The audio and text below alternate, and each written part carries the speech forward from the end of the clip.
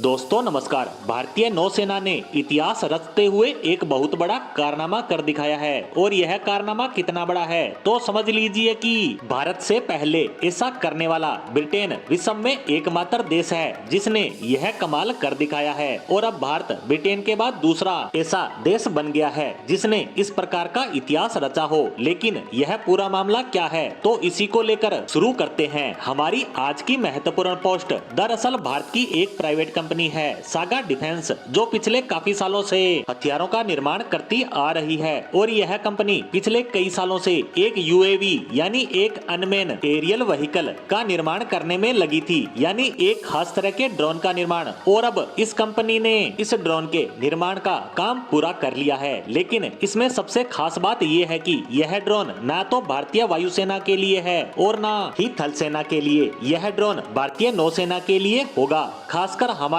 स्वदेशी aircraft carrier INS Vikrant के लिए इसे तैयार किया जा रहा था, जिस पर यह तैनात होगा। और अब यह बनकर तैयार हो गया है और पिछले कुछ हफ्तों से इसके टेस्ट की तैयारी चल रही थी और अब आखिरकार इसका टेस्ट हो चुका है। और आपको यह जानकर बहुत ज्यादा खुशी होगी कि इस यूएवी का टेस्ट पूरी तरह से सफल रहा। इसने हमारे स्वदेशी एयरक्राफ्ट कैरियर आईएनएस विक्रांत से सफलतापूर्वक उड़ान ही नहीं भरी बल्कि यह सक्सेसफुली लैंड भी कर गया। और यह इतनी रेयर उपलब्धि है कि ऐसा काम आज से पहले सिर्फ ब्रिटेन की नौसेना ही कर पाई है। और अब भारतीय नौसेना दूसरी ऐसी नौसेना बन चुकी है जिसने अपने खुद के स्वदेशी एयरक्राफ्ट कैरियर से स्वदेशी ड्रोन ने सफलतापूर्वक उड़ान भरी और लैंड भी किया। ये दोनों ही काम हम पूरा कर चुके हैं। लेकिन अब आपके मन में विचार आ रहा होगा कि अमेरिका की नौसेना विश्व में सबसे ताकतवर है और उसके पास बड़े बड़े एयरक्राफ्ट कैरियर हैं और एक से एक घातक ड्रोन मौजूद हैं, तो क्या अमेरिका भी ऐसा नहीं कर पाया है? तो मैं बता दूं कि ऐसा बिल्कुल नहीं कर पाया है अमेरिका,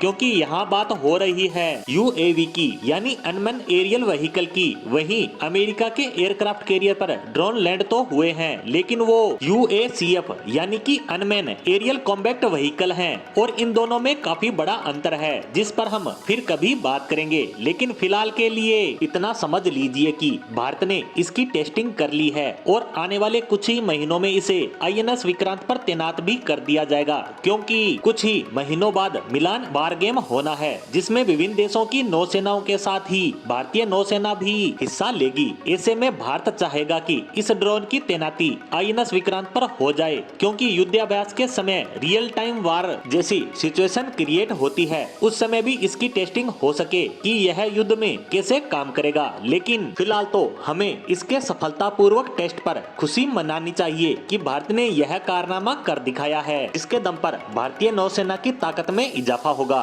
इसी के साथ हमारी आज की पोस्ट को यहीं समाप्त करते हैं। धन्यवाद।